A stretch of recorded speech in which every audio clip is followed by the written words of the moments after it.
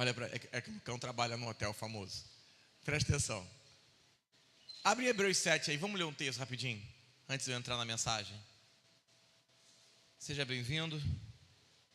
Pode me chamar de Bruno, alguns vão me chamar de pastor, mas se quiser me chamar de Bruno, fique tranquilo. Não ligamos para isso. Hebreus 7. Se abriu, diga amém. Verso 1. Porque esse Melquisedeque, rei de Salém, sacerdote do Deus Altíssimo, que saía ao encontro de Abraão, quando Abraão voltava da matança dos reis, e este Melquisedeque o abençoou. Olha para mim. Existiu uma guerra de X reis contra Y reis, esses reis se enfrentaram, ganharam, e Abraão foi derrotar esses reis. Abraão pegou toda a riqueza deles e ficou para si. Amém? Agora o Abraão vai ao encontro de um homem chamado Melquisedeque. Só que qual é o problema? Olha para mim, Melquisedeque não é um nome. Melquisedeque é o que a literatura hebraica chama de dual. O que é um dual? São duas palavras juntas. O que é Melquisedeque? Melquisedeque é o dual Melk, mais a palavra Melk, mais a palavra Tissadik. A palavra Melk é a palavra rei. A palavra Tissadik é a palavra justiça. Então o que Abraão foi encontrar um rei de justiça. Só que esse rei de justiça, ele morava e era rei de uma cidade chamada Salém, no hebraico Shalem. Olha para mim, Shalem vem da palavra Shalom. O que é Shalom? É que você... Vem cá, Vincent, vem cá. O que é que nós fazemos? Cumprimentamos as pessoas, a paz do Senhor Jesus. Não é assim na igreja?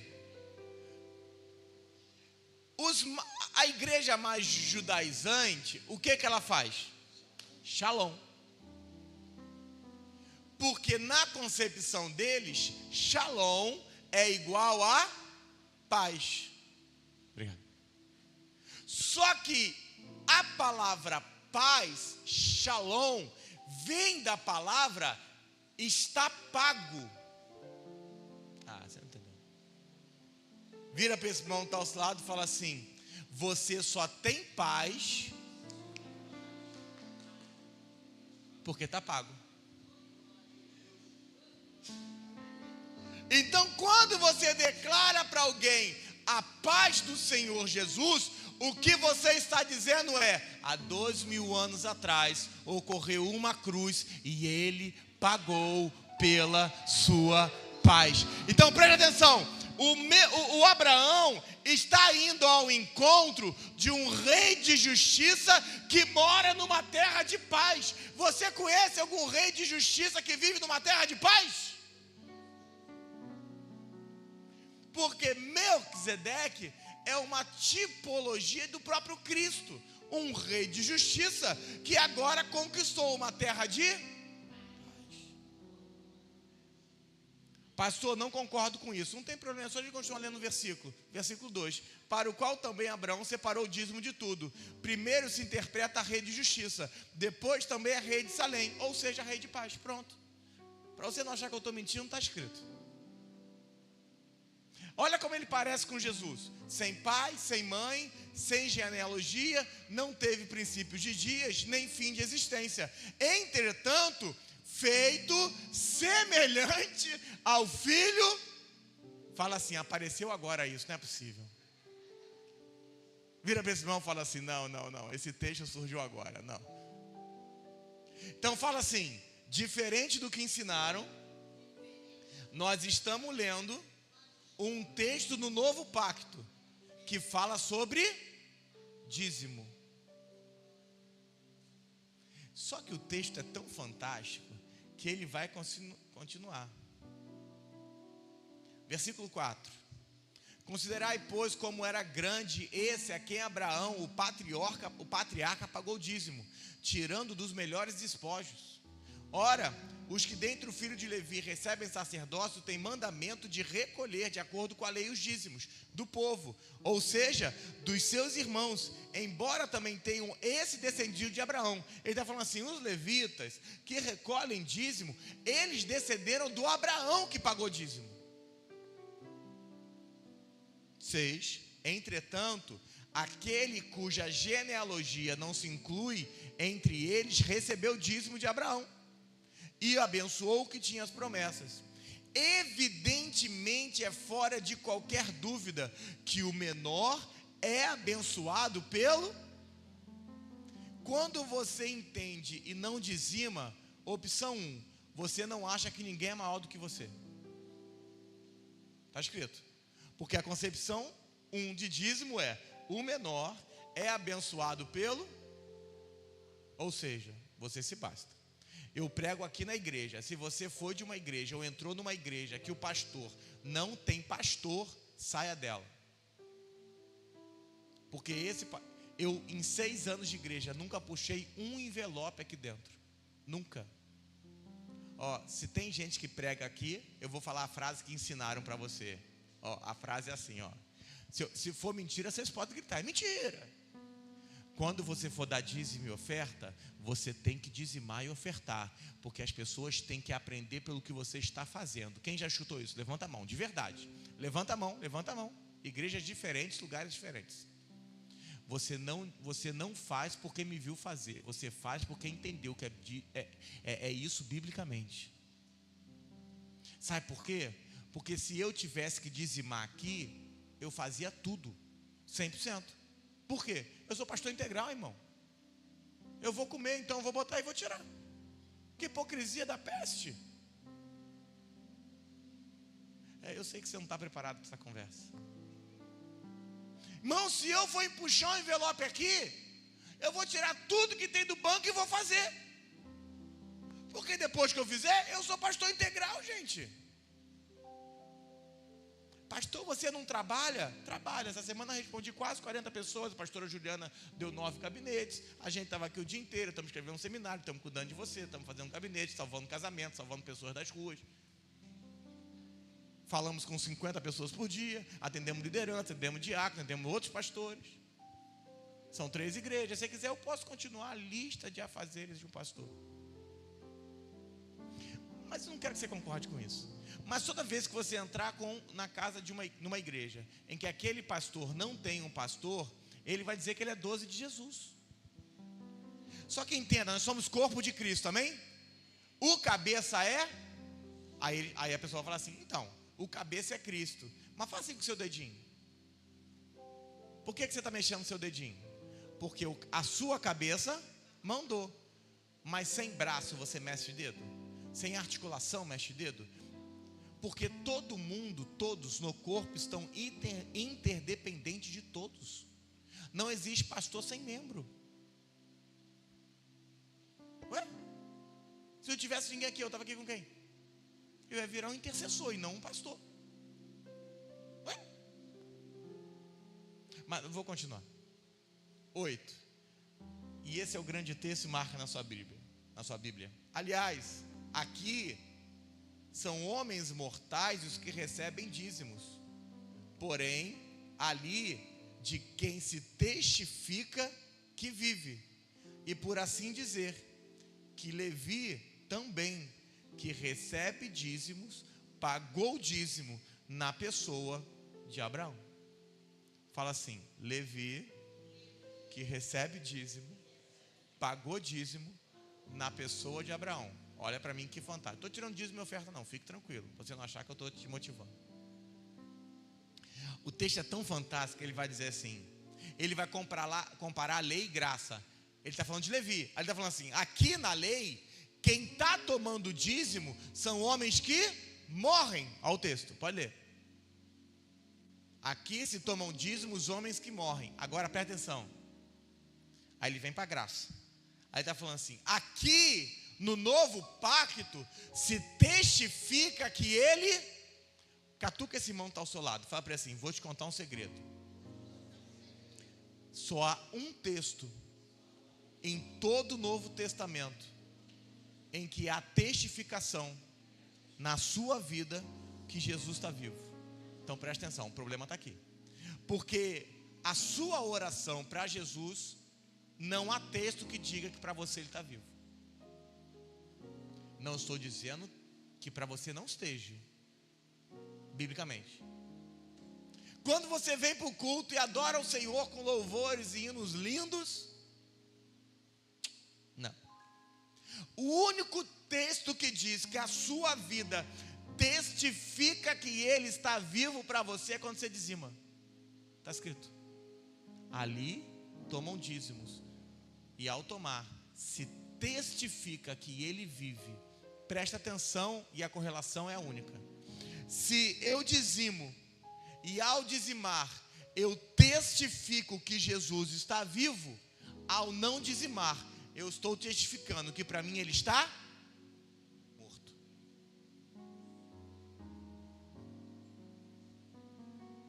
E por meio de Abraão, até Levi, que recebe dízimos, pagou dízimo. Vem 4 meninos aqui, vem Gustavo, Vincent, vem, pode vir, filho. Fiquem. Isso. Abraão, Isaac, Jacó, Levi. Ok? Ok? Diz a sua Bíblia, não sou eu que estou dizendo não, que quando Abraão dizimou, o Levi dizimou no Abraão. Não, eu sei que você não está acreditando em mim, que eu vi 3 caras assim assustadas. Está escrito, versículo 9: e por assim dizer, também o Levi, que recebe dízimos, pagou dízimo na pessoa de Abraão. Quem dizimou? Só que quando Abraão, quem também dizimou? Olha o problema, o Levi tinha nascido? Eu vou piorar. O Isaac tinha nascido em Gênesis, porque esse texto está em Gênesis, só se ler de novo. O Isaac não tinha nascido, não havia promessa. O Isaac não havia nascido. Quando Abraão dizimou, o Isaac que não nasceu dizimou no Abraão. Quando Abraão dizimou, o Jacó, que se o Isaac tu nasceu, muito menos Jacó, dizimou a pessoa de Abraão. Quando Abraão dizimou, o Levi, que se o Isaac e o Jacó não tinha nascido, que dirá o Levi, que recebe dízimo, pagou dízimo no Abraão. Mas outro dia, com mais calma, você pode procurar também, diz a minha Bíblia, a sua, que o povo de Israel foi liberto do Egito 430 anos depois, por causa desse dízimo, dessa oferta de Abraão. Mas esse é um assunto mais sério que eu precisava mais de tempo. Presta atenção. Qual o seu problema? É que te ensinaram a dizimar, a ofertar e pedir algo em troca para Deus. Só que o seu dízimo é geracional. Os seus filhos, seus netos e seus bisnetos, que sequer já nasceram, estão dizimando com você, ou não estão dizimando com você. Essa seria uma boa hora para a gente tirar dízimo e oferta, né? Mas vou deixar para o final. Vira para esse irmão que está ao seu lado e fala: dízimo é coisa da graça, não é da lei. Porque o Levi, que estava na lei, dizimou com Abraão, que nem lei conhecia. Você sabe qual é a lei que Abraão conhecia? Sai da tua terra, da tua parentela, para a terra que eu te mostrarei. Você sabe qual é a lei que Adão conhecia? Não coma da árvore do conhecimento. Você sabe qual é a lei que Noé conhecia? Entra na arca.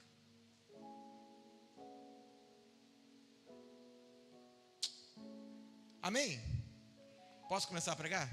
Lucas 10. A mensagem de hoje é o bom samaritano. Eu queria só... Pastor, não vai tirar dízimo e minha oferta não? Não, vamos deixar para o final. Vamos perder o espírito da palavra não. Vira para esse irmão que está ao seu lado e fala assim: hoje, se você não dizima, ou faz tempo que não faz, volta hoje. Ai, pastor, eu recebo por semana, dizima por semana. Ai, tu é banco para ficar segurando? Não, é sério, tem gente que acha que é banco. Ai, pastor, faz tempo que eu não faço. Irmão, o que você já não fez, você já comeu, já foi, já está na conta, já foi. Ai, o diabo me atacou. Não, irmão. Se você dizima com medo do diabo te atacar, você não entendeu o privilégio que é testificar que ele está vivo. Se você está com um problema, porque algo vai te acontecer, o seu maior problema deveria ser testificar que ele está morto. Você pegou? Vira para esse irmão que está ao seu lado e fala assim: o que é seu, vive e desfruta. E investe em você. O que não é seu, devolve para o Senhor. Em nome de Jesus. Amém? Posso começar a pregar? Lucas 10, verso 30. Deixei o pastor Júnior de stand-by. Eu falei: ó, se a minha voz foi embora,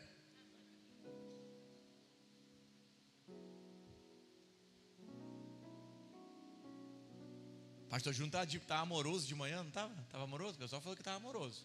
Falaram sim, me falaram. Porque o pessoal que veio do recreio veio aterrorizado. Lucas 10, eu até falei no recreio, eu vou soltar a piadinha, estou guardando ela no momento certo. Lucas 10, verso 30. 30 não, vamos ler o 30. Jesus prosseguiu dizendo: certo homem descia a Jerusalém para Jericó e veio cair em mão de salteadores, os quais, depois de tudo lhe roubarem, lhe causarem muitos ferimentos, retiraram-se deixando-o semi-morto. Casualmente descia um sacerdote por aquele mesmo caminho e vendo passou de largo, passou longe. Semelhantemente também um levita descia por aquele caminho, por aquele lugar, e vendo também passou ao largo. Versículo 33. Mas certo samaritano que seguia o seu caminho passou-lhe perto e vendo compadeceu-se dele, e chegando-se pensou-lhe os ferimentos, aplicando óleo e vinho, na versão mais correta, azeite e vinho, e colocando sobre o seu próprio animal, levou-o para uma hospedaria, tratou dele. No dia seguinte tirou 2 denários e entregou ao hospedeiro, dizendo: cuida desses homens, e se alguma coisa gastares a mais, eu te indenizarei quando eu voltar. 36. Qual desses 3 parece ser o próximo do homem que caiu na mão dos salteadores? Respondeu o intérprete da lei: o que usou de misericórdia para com ele. Então disse Jesus: vai e faz tu de igual modo. Texto lindo. O contexto desse texto, ele não nasce aqui: eu não vou ter tempo e não teríamos tempo em culto para que a gente pudesse vir de trás, porque esse contexto em que nasce essa história é o contexto do envio dos 70. Jesus reúne 70, envia eles para pregar o evangelho, envia eles para entrar de casa em casa. Se alguém não quisesse receber eles, que eles batessem os pés, e eles iam, expulsavam demônios, eles iam, faziam tudo isso. Então esse é o contexto. O contexto desse texto é de homens que foram levados, homens que foram armados de poder para pisar em serpentes e escorpiões. Esse é o contexto desse versículo. E é a partir daí que vem um intérprete da lei, um doutor da lei, e é a partir daí que nasce a parábola. Vamos voltar lá ao versículo 17, só para a gente tem que ler. Verso 17, você abriu, diga amém. Você que tem que fazer o seminário de escatologia, acerta, as vagas já vão embora. Junho e julho, em nome de Jesus.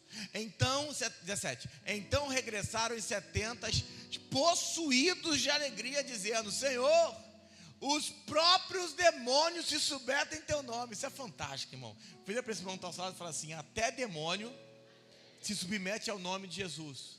Difícil é o crente.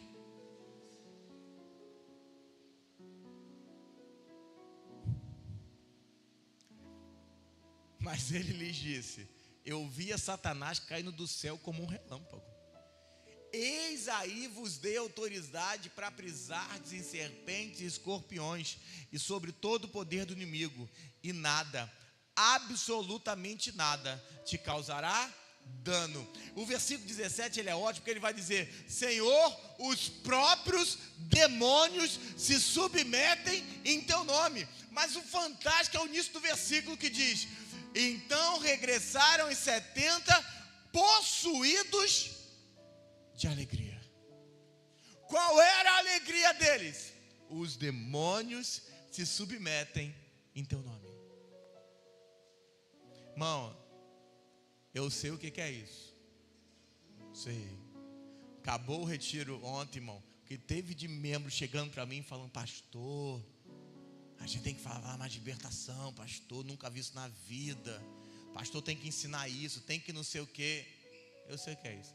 As pessoas se alegram por ver alguém cheio de poder, porque os demônios estão se manifestando. Ai, os demônios se submeteram, ninguém gritou, não teve. O que alguns de vocês passaram ontem é exatamente essa parábola. Porque a alegria de vocês era: meu irmão, eu vi os diáconos da igreja botar a mão em demônio, eu nunca vi isso na vida. Quer ver só? Foi assim ou não foi?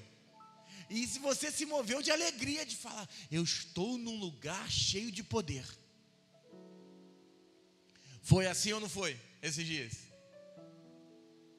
Jesus está falando, só que Jesus vai continuar e vai dizer 19: eu te dei autoridade para pisar em serpentes, escorpiões e sobre todo inimigo, e nada vos fará dano. Fala assim: Deus nos deu um poder que impede a força do inimigo. Fala assim: o inimigo tem força, mas Deus deu poder. Ah, você não entendeu. Fala assim: o inimigo pode ter força, mas o que Deus deu sobre você não foi força, foi poder. É por isso que o texto do apóstolo Paulo diz assim: que o meu poder se aperfeiçoa na sua, porque Deus não está preocupado com a sua força, Deus está preocupado com o poder dele. O problema é que você quer batalhar as suas batalhas na sua força, quando deveria batalhar as suas batalhas no poder. Vira para esse irmão que está ao seu lado e fala assim: não é mais oração, mas poder.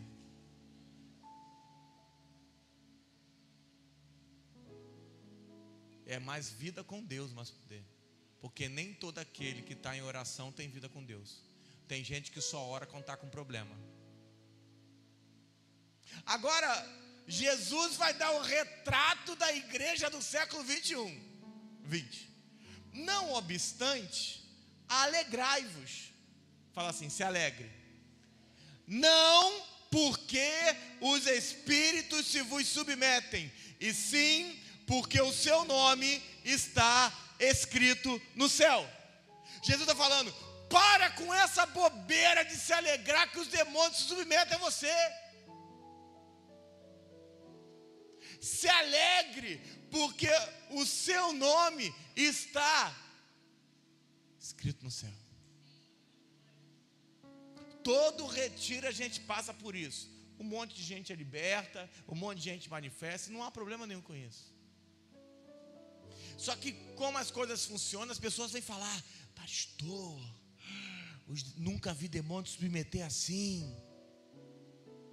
E o texto é: não se alegra porque um demônio submeteu ao nome de Jesus. Se alegra porque a partir de hoje o seu nome está escrito no céu. Se alegra. Se alegra. Porque quem tem experiência com demônio junta a gente. Junta. Há uma alegria sobre quem tem experiência com demônio. Olha que complicado. Fala assim: a alegria é boa, mas o motivo é errado. Jesus não mandou você se alegrar porque demônio te submete. Jesus mandou você se alegrar porque o seu nome está escrito no céu. Verso 21. Lucas 10, 21. Naquela hora exultou Jesus no Espírito Santo e reclamou: graças a Deus te dou, ó Pai, Senhor do céu e da terra, porque você ocultou essas coisas aos sábios e instruídos e as revelastes aos pequeninos. Sim, ó Pai, foi do seu agrado. Ó, tem gente que é sábio porque estudou, mas tem gente que é sábio porque Deus se revelou. Gente que estuda tem um certo grau de sabedoria, e eu não estou pregando contra estudo. Antes você fala assim, nossa, pastor, que é o povo burro. Mentira, um monte de gente na faculdade, um monte de empresário aqui nas igrejas. Vamos parar de idiotice. Mas a verdadeira sabedoria, ela não provém de estudo, ela provém de revelação. E como é que eu obtenho essa revelação? O texto continua, 22. Tudo me foi entregue por meu Pai. Ninguém sabe quem é o Filho senão o Pai. E também ninguém sabe quem é o Pai senão o Filho, aquele a quem o Filho quisesse revelar. 23, e marca na sua Bíblia. E voltando-se para os seus discípulos, disse-lhes particularmente.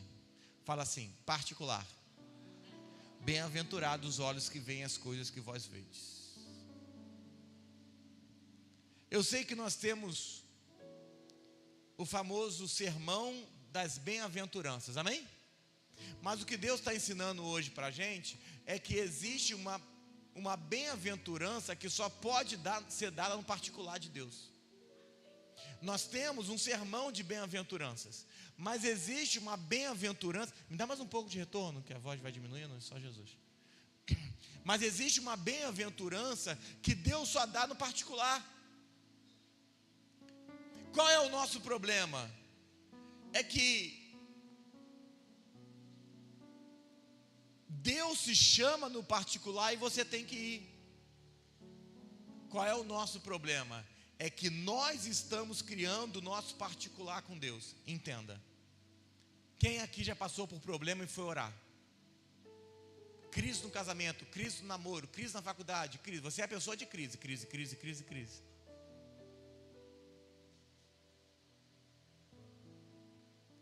No particular que você vai, Deus não se revela, Ele só se revela no que Ele te chama. O problema é que você acha que Deus está te chamando para você contar a sua vida, quando Deus está te chamando para te contar a vida dele.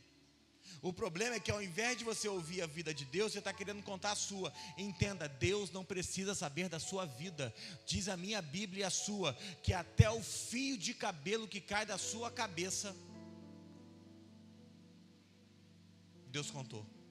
No caso do Fred, Deus ficou chateado, falou, raspa essa bodega, não estou aguentando mais contar. Do Alexandre, do Felipe. Deus cansou, falou, cansei de você não. Você tem muitos problemas, cabelo eu não quero mais. É que você acha que Deus não sabe da sua vida, querido. Sabe qual é o seu problema? É achar que é o diabo que está te afligindo. Ai, o diabo lançou uma seta contra a minha vida. Você está confundindo o mundo espiritual com Hollywood. Não, você confundiu o diabo com Robin Hood. É Robin Hood? É Robin Hood. Irmão, sem demência, irmão. Você tem filho? Diga amém. Quem tem filho?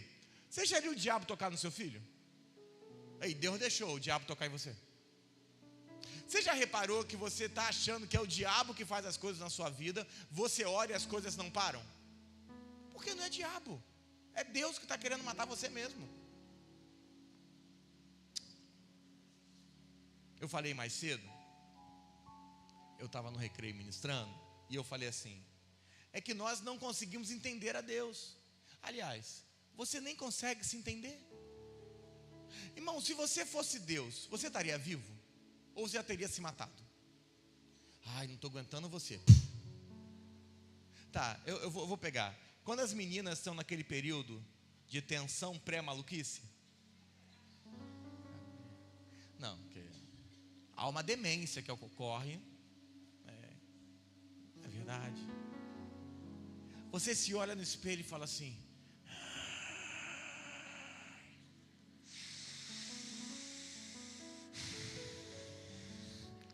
É assim ou não é? Eu posso te expor.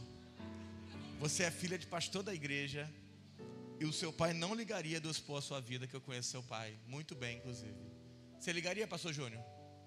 Não. Você quer que eu te exponha? Que bom, Beatriz, que bom. Que bom. Eu fico feliz que você ficou sábia de repente.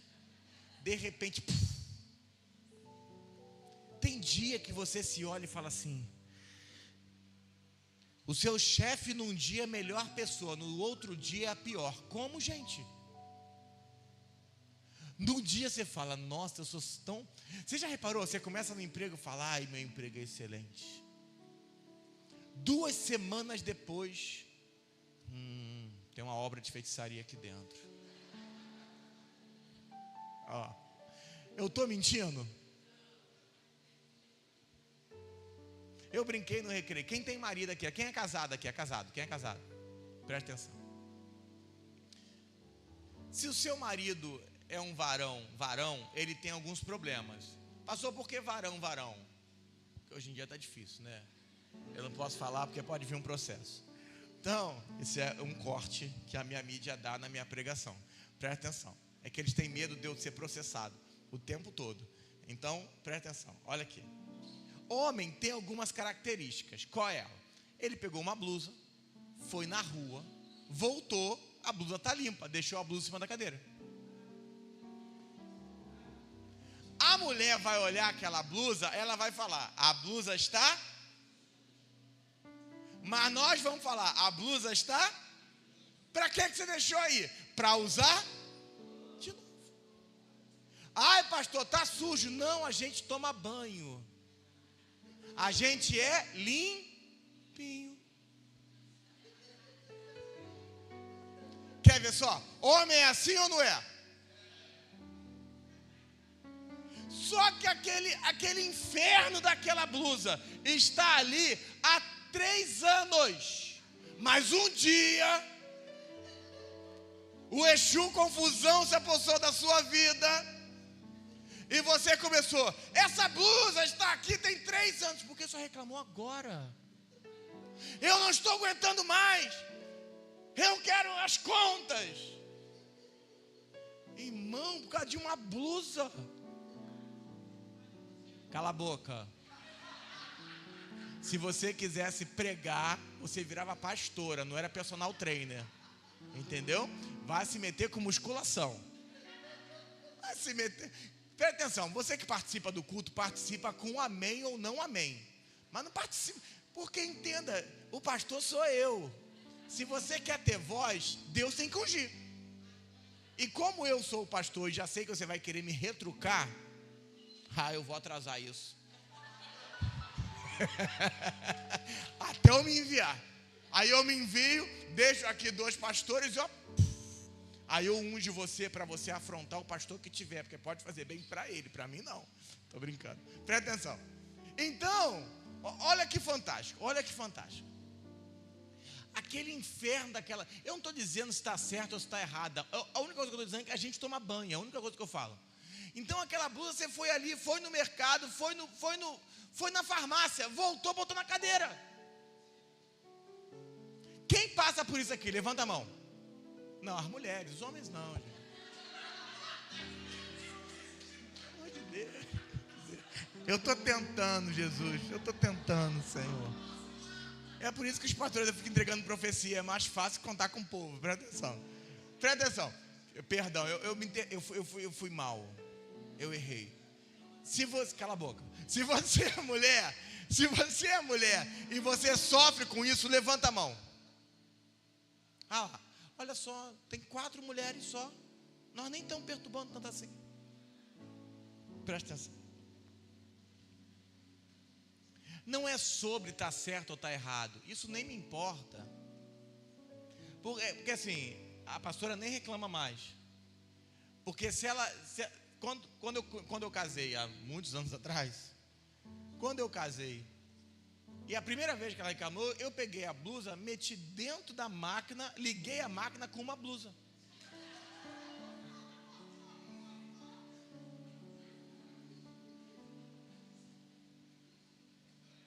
Você sabe quantas vezes ela reclamou de novo? Nunca mais. Falou assim, tá suja? Tem problema. Tá incomodando. Peguei a blusa, liguei a máquina. Falou, tá batendo o quê? Eu falei, a blusa. Ela me olhou, Bruno. Nunca mais reclamou. Mas entenda o que eu estou dizendo. Isso não é motivo para briga. É que a gente nem se entende, está tentando entender um monte de coisa. É por isso que eu comecei a falar que se você fosse Deus, você já tinha se matado. Imagina a hora que você ora uma oração que Deus não quer que você ore ela. Você já fala, cala a boca, ô animal. Imagina a hora que você que é solteiro vai querer namorar, ou querer, eu vou orar com fulano. Deus vai falar, aquele laço? Mas Deus é um ser tão bom que deixa você escolher sua vida. Porque no dia que Deus quis escolher uma vida para você, Ele matou Jesus, que falou, eu sou a vida. Mas como você quer viver a sua vida, viva ela. Mas o que eu estou querendo dizer? É que nós não estamos indo no particular com Deus para tentar resolver os nossos problemas, quando Deus quer que a gente vá no particular para conhecê-lo mais. Nós deveríamos estar em oração para conhecer a Bíblia, e não estar em oração para ficar, ai Senhor, ai daquele que tocar no ungido do Senhor. Ai Senhor, querido, está me afrontando? Se Deus te pegar. Nós deveríamos estar gastando o nosso tempo de oração falando, Senhor, eu preciso tanto te conhecer. Pastor, eu leio versículos e não entende. É porque, diferente da gente, você não entendeu. O que a gente faz com o versículo? A gente pega o versículo e ora em cima dele, até que Deus se revele. Pastor, quais são os seus sonhos? Conhecer mais Jesus. Você sonha com carro? Não, mano, não gosto nem de dirigir. Pastor, você quer uma casa com piscina, com não sei o quê? Não, nem diz quero, nem quero. Eu tenho medo, porque vocês vão passar lá para casa e querer fazer churrasco. Olha lá. E os favelados vão junto, perceberam? Que no meio de quem vai, tem uns infiltrados. O que eu estou querendo dizer, querido? É que nós não deveríamos estar gastando nosso tempo com Deus para falar meus problemas para Deus. Tem músicas assim, né? Conte seus problemas para Deus. Porque Deus estava ocupado vendo BBB? Não. Eu tenho que orar a Deus para contar os meus problemas. Deus está vendo o que? Novela? Ligou a Globo, falou, vou parar de olhar a Carol, vou ver aqui a novela. Vira para esse irmão do nosso lado e fala assim, você quer orar com razão? Ora para conhecer mais de Deus. Fala assim, são dias de particular de Deus. Dias de Deus se revelar. Mas ao invés de você buscar a revelação de Deus, você está buscando a sua vontade. Por isso que diz, bem-aventurados os olhos que veem o que vocês veem. Bem-aventurados os olhos que vedes o que vocês estão vendo. Sabe por quê?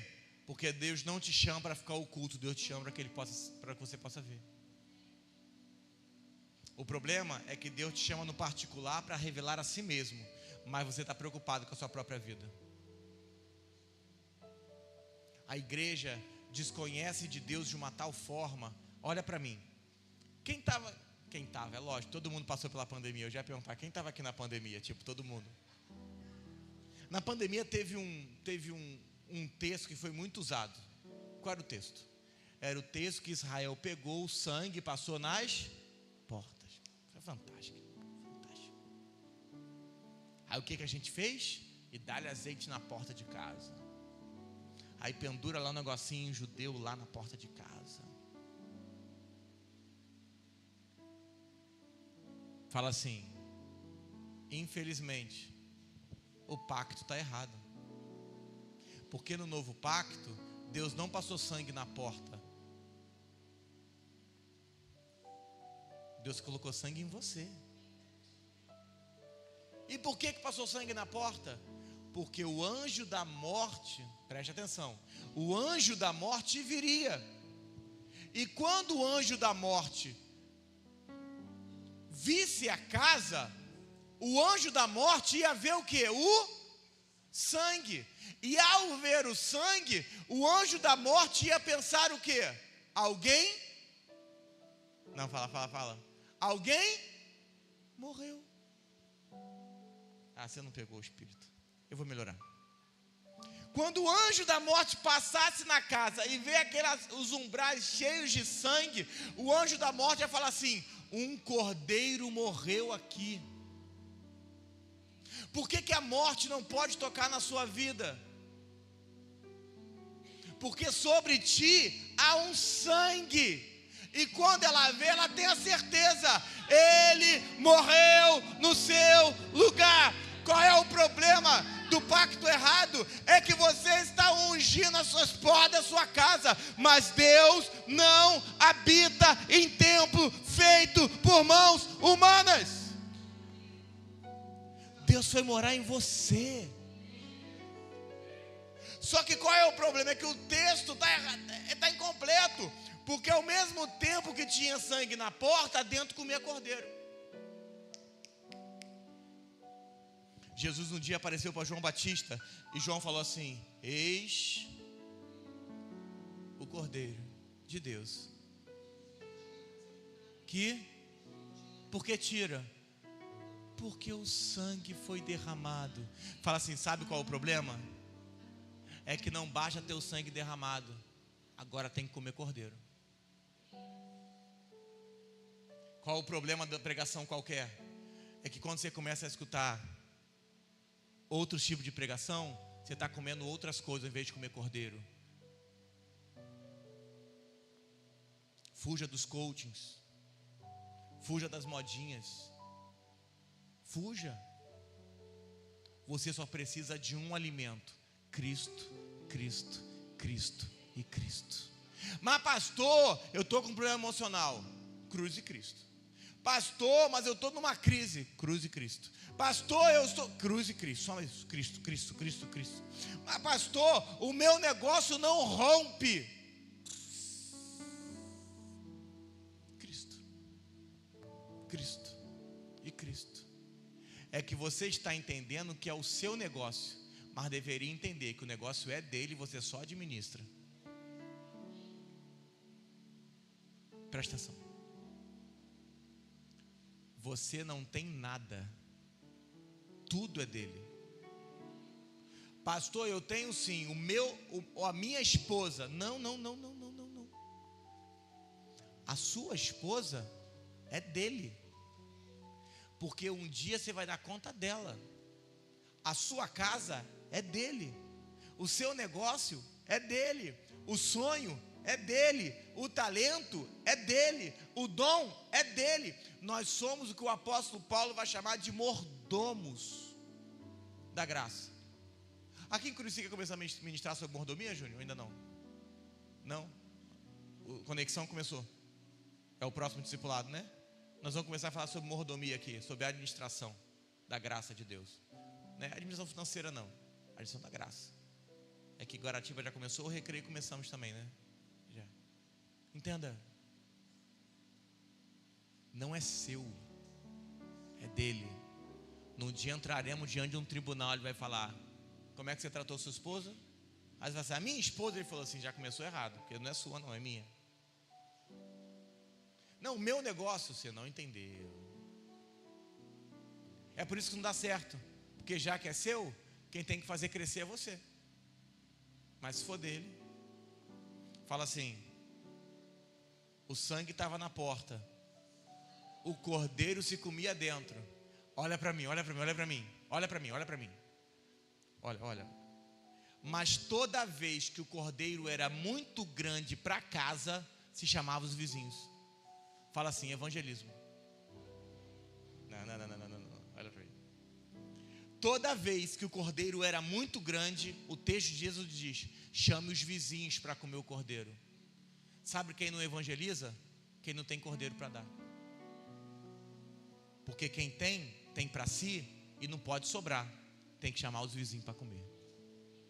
Vira para esse irmão que está ao seu lado e fala assim: se nós te enchermos de Cristo, você vai ser obrigado a evangelizar, porque vai ter cordeiro para todo mundo. Fala assim: entender a Bíblia no pacto certo muda tudo. Só que o versículo 25, depois dessa breve introdução, nós chegamos ao texto. Até aqui eu só quis dizer algumas coisas. O 25 começa o texto de fato, que é o que eu li.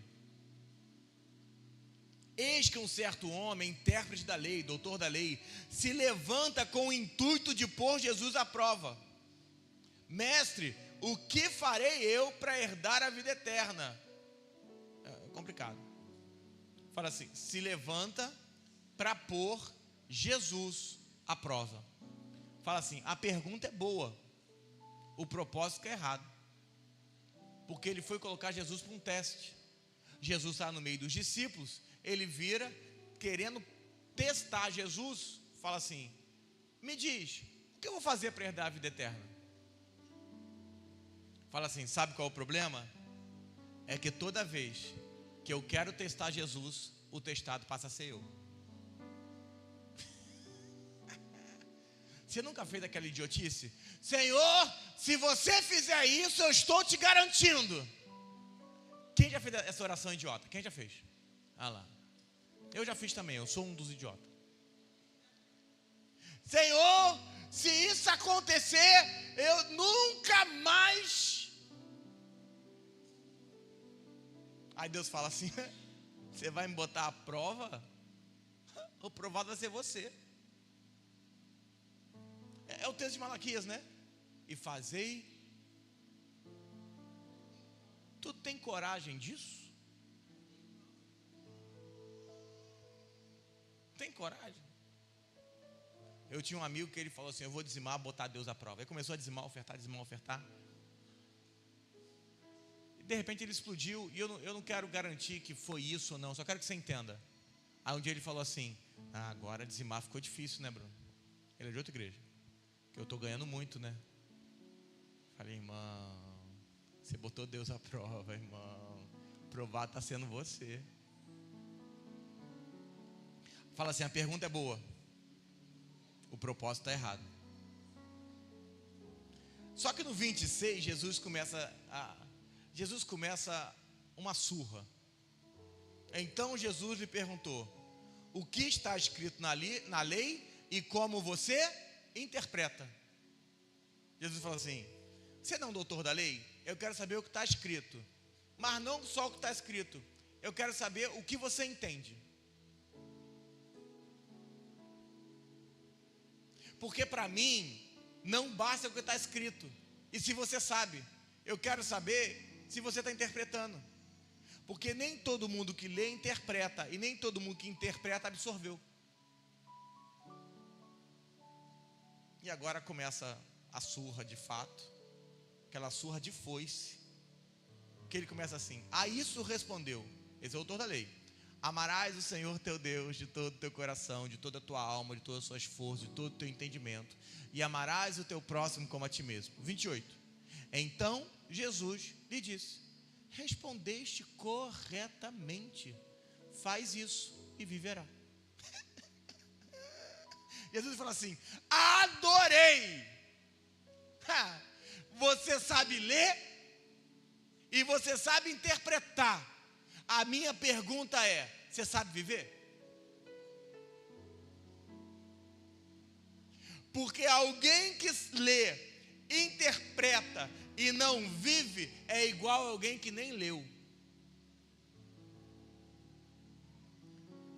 Alguém que sabe ler e não lê, ele se torna semelhante ao analfabeto que nem saber ler sabe.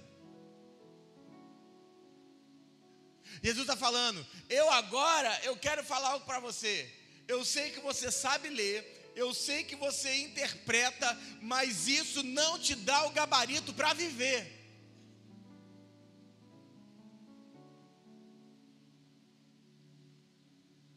Se você estudou a vida toda e não praticou o que você estudou, não vale de nada. Porque há um nível de vida que só se manifesta no praticar. Você tem sonhos? Diga amém. Se não praticar, está morto, é igual alguém que nem tem. Um monte de gente formada que sequer exerce o diploma. Faz bem e viverá. Jesus está falando, eu sei que você lê, eu sei que você interpreta, eu só quero saber alguma coisa, você sabe viver o que você aprendeu e está pregando? É por isso que o apóstolo Paulo vai falar uma das frases que eu gosto mais. Apóstolo Paulo vai falar uma frase que ele fala assim: não sejam apenas ouvintes da palavra, mas praticantes. Ou seja, não adianta ler, não adianta pregar, não adianta interpretar, tem que viver. Tem que viver. O que nos faz viver debaixo daquilo que Deus nos disse é fazer. Se a sua capacidade de entender não é alocada no fazer, você nunca vai andar diante de Deus. Você vai ser alguém inteligente, você vai ser alguém que fala bem, mas nunca vai ser alguém que sabe fazer. Sabe qual é o problema da igreja evangélica? É que a gente prega muito, mas faz pouco. Sabe qual é o seu problema? É que você vem para o culto para sair feliz, quando deveria vir para o culto para sair arrasado. E pensando, amanhã eu tenho que acordar e fazer tudo aquilo que Deus falou comigo. Não é sobre vir e se sentir bem ou mal. Vira para esse irmão do nosso lado e fala assim: você me desculpa, eu tenho que te contar uma notícia péssima. Primeiro olha para mim, por que eu estou falando para você? Porque se ele ficar com raiva de você, ele troca de lugar. Se sou eu que falo, ele não volta. Então eu prefiro que ele troque de lugar. Então se esse culto que vem ele não estiver aí, foi você. Fala para ele assim: Deus não te trouxe aqui nem para te casar, nem para você ser solteiro, nem para você ser feliz e nem você ser triste. Deus só te trouxe aqui para você se responsabilizar e ficar igual o filho dele. Só que para isso você vai ter que sair arrasado hoje e amanhã acordar e falar: vou fazer tudo o que eu ouvi hoje.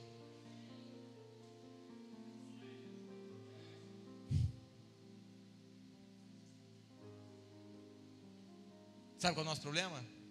É que nós somos uma geração que sabe que tem que pregar, mas não faz aquilo que pregou. Se eu não pratico o que eu prego, eu tenho conhecimento, mas estou morto. Porque Jesus fala: faz e viver. Fala assim: ao não praticar o que Deus está direcionando, há um nível de morte que entra na sua vida. 29, aí é fantástica.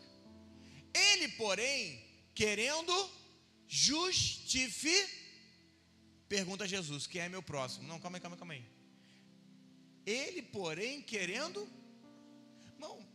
Jesus perguntou o que está escrito na lei e como você interpreta. Aí ele fala assim: está escrito, amarás o teu próximo como a ti mesmo. Jesus falou: absurdo, concordo 100%, faz e viverá. Ele, porém, querendo justificar-se.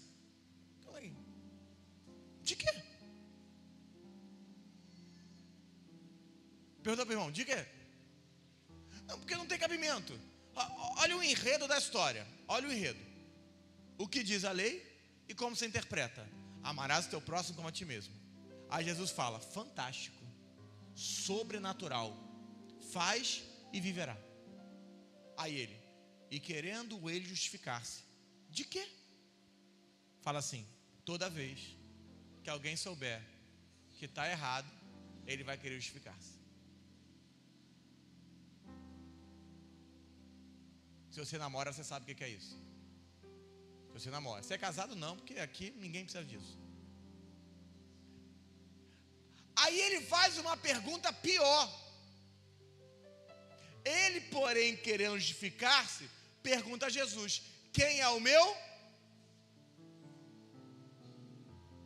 Quem é o meu próximo? Como é que diz a lei? Amarás o teu? Como é que ele pode amar alguém que ele não sabe nem quem é? Fala assim: é porque ele nunca amou. Ele não sabe quem é. Ele não sabia quem é. Ele pergunta: Jesus, então me diz quem é meu próximo. E agora vem a aula. O problema é que nós ficamos muito inteligentes para saber quem é o nosso próximo.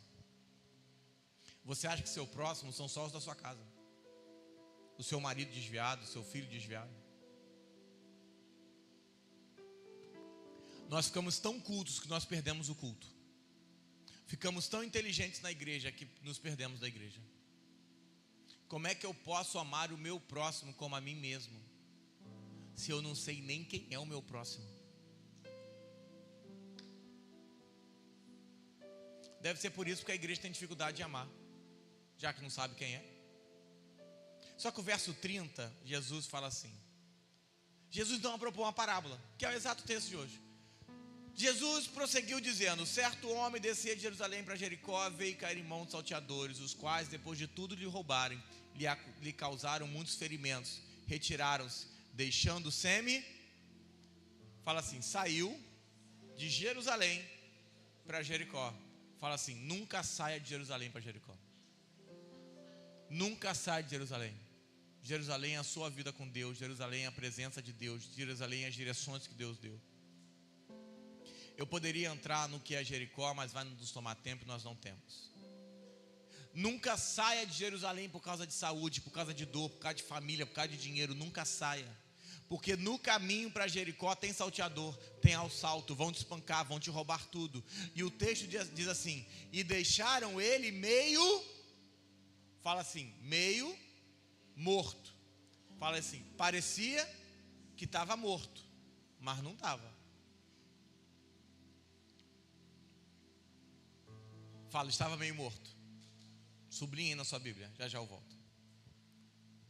Fala assim, estava morto, meio, mas estava vivo.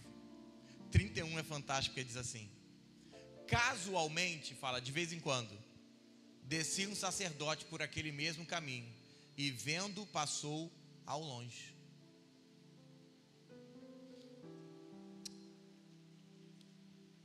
Escreva, sacerdote que é sacerdote, não sai de Jerusalém para Jericó. Não sai. Não sai. Ao estar no caminho, diz, de vez em quando ele ia. O problema é que os sacerdotes se meteram com coisas que não deveriam ter se metido. A nossa função, querido, é em edificar o corpo de Cristo. Isso deveria nos bastar. Ah, pastor, você é contra pastor que tenha empresas? Depende. Se ele tem a empresa antes de ser pastor, não. Se ele criou empresa depois foi pastor, com dinheiro de quê? Em vez de estar investindo no reino, está investindo na sua própria empresa? Está usando dinheiro de maneira errada? Só reflita. Pastor, você tem empresa? Não, irmão, eu sou pastor. Eu oro para você ter empresa.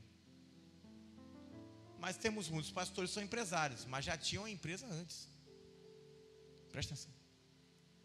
Agora esse sacerdote passou e viu ao largo, longe.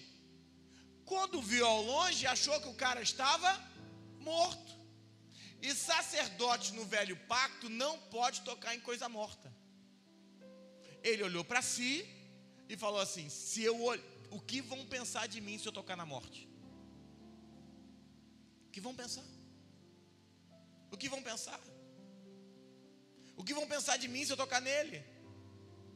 O problema é que por vezes quem tem que ajudar alguém está mais morto que o caído. Ah, e o fulano não ajudou o fulano. O outro só está meio morto, o outro já morreu. O 32 ele fala assim, semelhantemente um levita descia por aquele lugar, e vendo também passou de longe. Fala assim, o levita viu que o sacerdote dele passou longe e copiou. Deixa eu só abrir um parênteses, não existe levita no novo pacto, tá? Não existe. O que nós temos no novo pacto são ministros do evangelho. O levita cuidava do templo. O Juan, além de tecladista, é ministro do evangelho. Eu prego falando, ele prega tocando. Não há função de levitas no novo pacto, não há um texto sobre isso, não há. É a mistura que eu tenho empregado há alguns anos, de pactos. Ninguém sabe o que é lei, o que é graça, o que é velho pacto, o que é novo. É uma confusão doida. Quando o levita olhou, falou: ih, meu sacerdote passou longe, vou passar também. O nosso problema é que a gente é rápido em copiar coisas erradas. Rápido em copiar o que está errado. Porque assim, sacerdote fofoqueiro, igreja fofoqueira. Sacerdote mesquinho, igreja mesquinha. Sacerdote que só pensa nele, igreja que só pensa nela. Sacerdote metido, sabe qual é o triste? Olha no olho dessa pessoa que está ao seu lado. Fala assim: vou falar algo triste para você. Você sempre vai buscar um sacerdote como você é.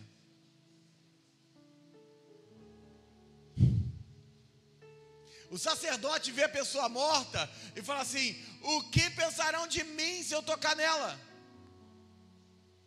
Escreva onde você quiser: sacerdote que não levanta caído, não tem por que estar de pé.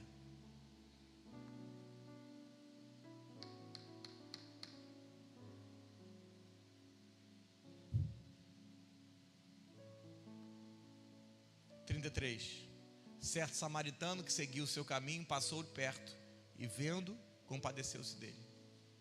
O sacerdote viu o homem caído e olhou para si, e ao olhar para si perguntou: o que vão achar de mim?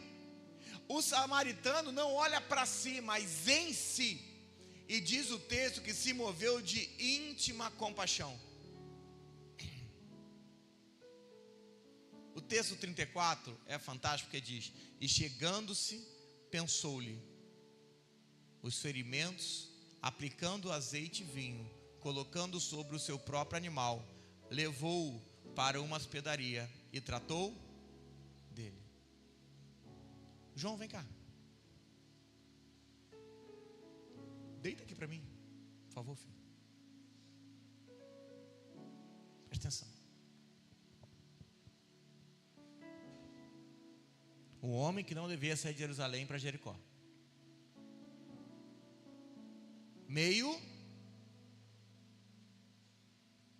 O sacerdote passou longe. Está morto, está louco, vou tocar nisso nada. O levita veio atrás,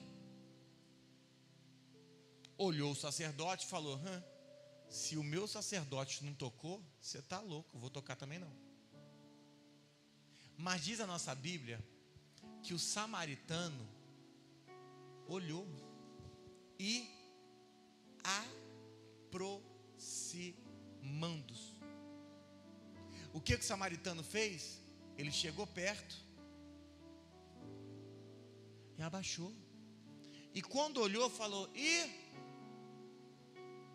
não está morto não. Não está morto não. Não está morto não. Ele chegou perto e falou: não está morto não. Sabe por quê? Porque eu só vou descobrir quem está morto e quem não está se eu me aproximar. Posso? Tem muita gente que você acha que está morto, mas se você se aproximar. O problema é que talvez a gente está igual a esse sacerdote, esse levita, passando longe deles. Ai, fulano não tem jeito. Irmão, se aproxima, se abaixa. Está respirando. Se está respirando, ainda há vida. Pode ser. Obrigado. Ministro que não se aproxima, não tem o que ministrar. Não dá para edificar de longe. De que vale ficarmos de pé se não for para ajudar quem caiu? Eu não estou falando dos retardados não, entenda? Tem uns retardados. A sua família está perdida? Se aproxima para saber se está vivo ou se está morto. Só que o 34 é fantástico, e é o grande texto de hoje, que que diz assim: e chegando, se aproximou, pensou os ferimentos e aplicou azeite. Aqui temos um problema. O que ele aplicou nos ferimentos? Não, está errado. O que ele aplicou nos ferimentos? E o texto vai dizer: e atou-lhe as feridas. Escreva: a igreja expõe pessoas porque perdeu a capacidade de atar feridas de quem está morto ou meio morto. Quem perde a capacidade de atar feridas vai expor pessoas, porque ao se aproximarem vão sentir mau cheiro, contaminação. A arrogância impede de atar feridas, e como eu não ato feridas, eu vou expor feridas. Agora presta atenção, olha para mim, você tem que olhar para você entender. Quem aqui tem 2, 3 anos de evangelho para frente? Mais de 2 anos de evangelho. Você frequenta uma igreja? Isso. Você está acostumado a escutar algumas expressões: Senhor, enche o vaso de azeite. Tá ou não tá? Desemboca o vaso. Aleluia. Isso é do seu tempo, não é? É do seu tempo. Nosso não. Nosso não. Nosso não. Nosso não. Nosso não, nem pensar. Você ter tocado comigo hoje significa que semana que vem o John que acompanha a pastora?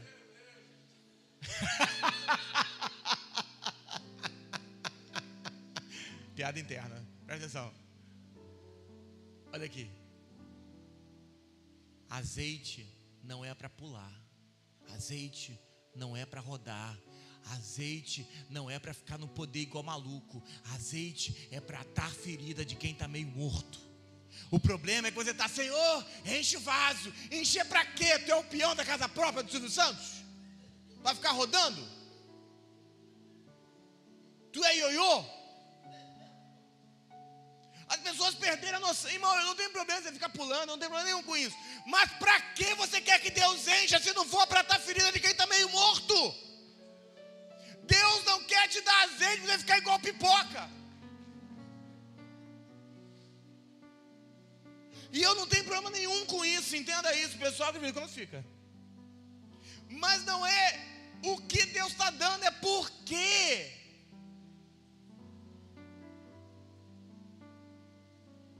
Você quer azeite? Diga amém. Vai ter que atar feridas.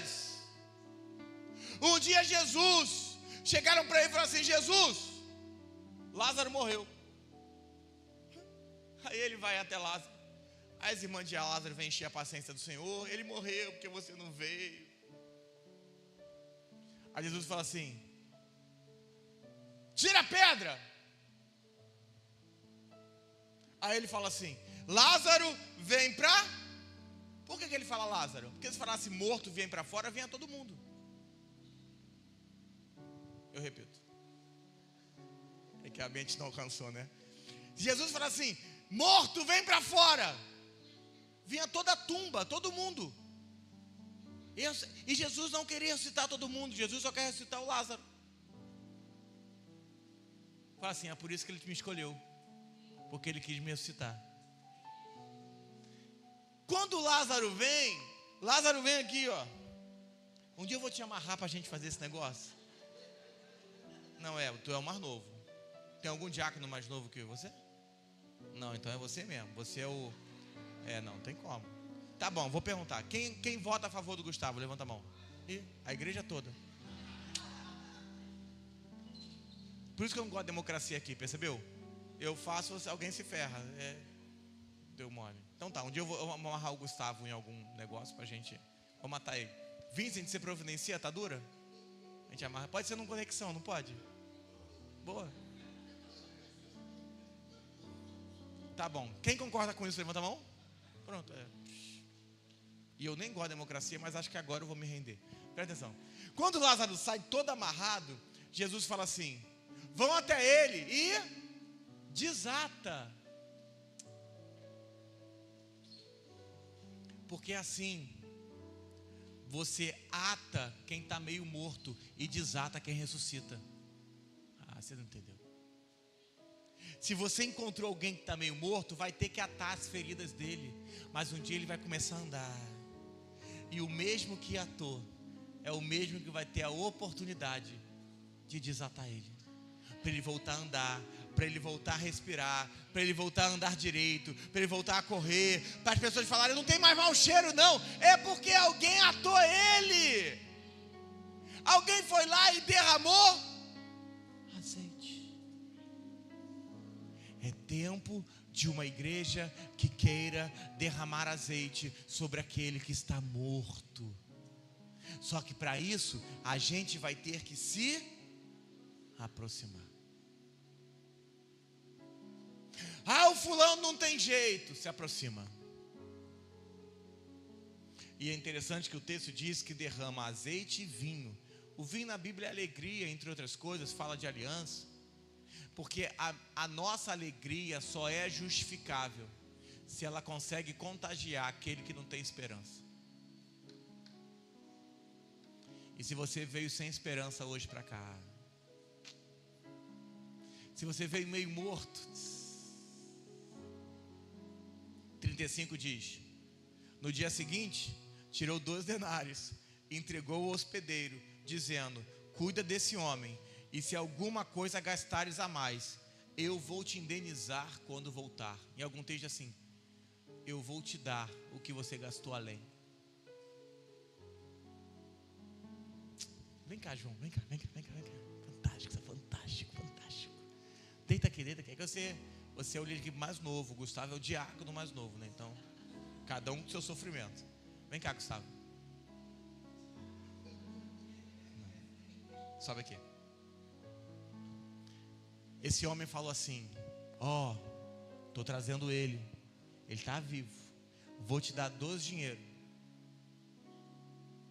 vou te dar tudo que você precisa, eu vou melhorar, eu vou botar azeite em você, e todo o azeite que ele precisa para curar essas feridas você tem.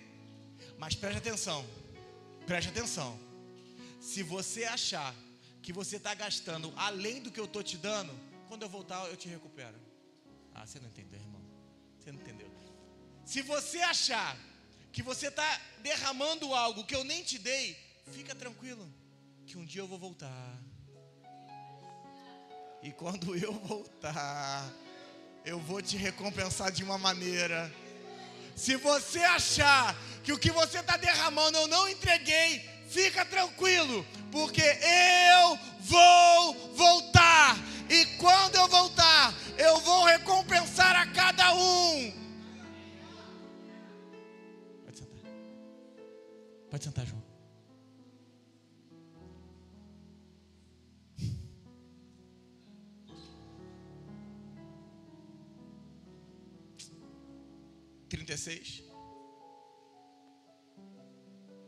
Só deixa aberto. A grande frase de hoje vira para esse irmão tal e fala assim: cadê ele? Cadê o seu próximo?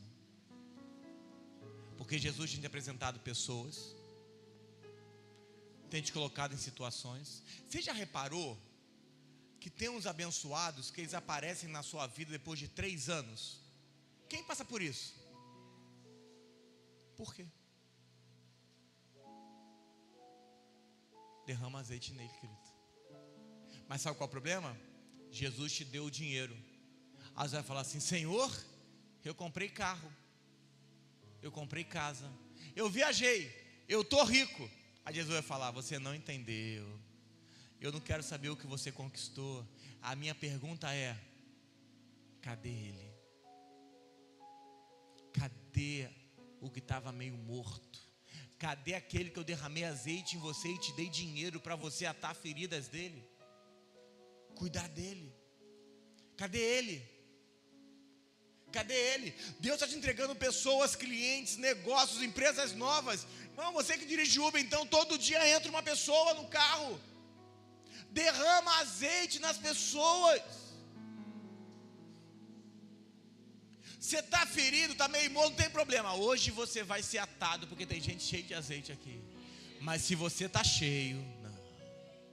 Essa semana eu profetizo que os problemáticos vão aparecer. Você não entendeu, irmão? Eu vou profetizar que as pessoas que estão em crise vão aparecer. Aqueles que vão falar assim, eu não estou aguentando mais. Você vai falar, profecia, misericórdia. Sabe por quê? Porque você vai ter que falar, fica tranquilo, que eu estou cheio de...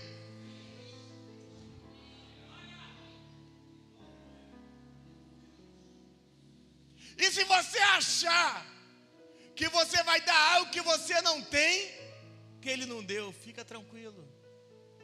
Ele vai voltar e vai te recompensar. É impossível você dar o que não tem, Ele deu tudo. Mas se você achar isso, fica tranquilo, que quando Ele voltar, Ele paga. Você vai conhecer isso como galardão, mas eu não vou entrar nesse mérito. Quantas pessoas passaram pela sua vida, querido? É tempo de apresentarmos a Cristo como Ele é. 37, 36. E Jesus agora pergunta: qual desses três parece ser do próximo do homem que caiu nas mãos de salteadores?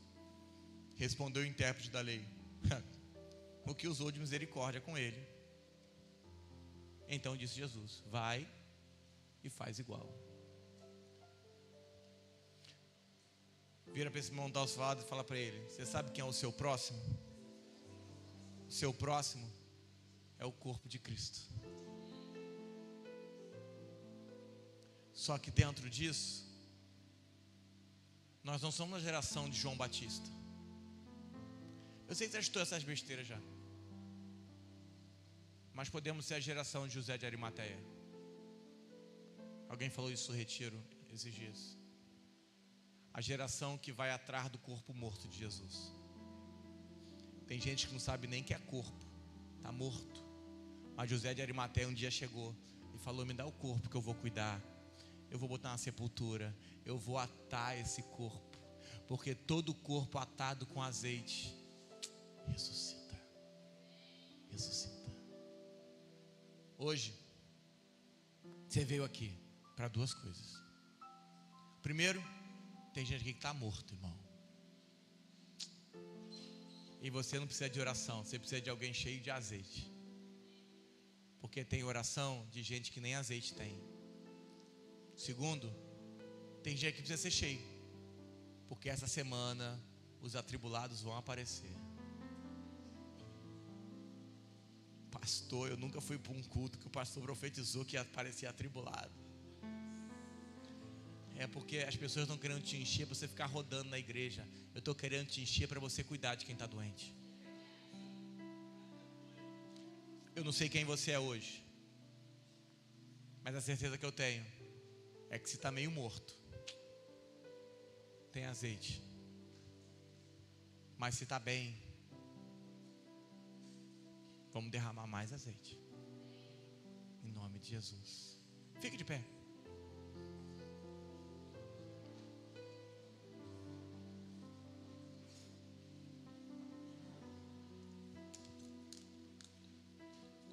Fique de pé.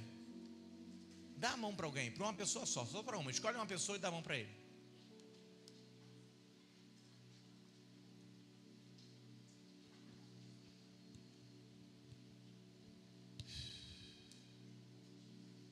Feche seus olhos.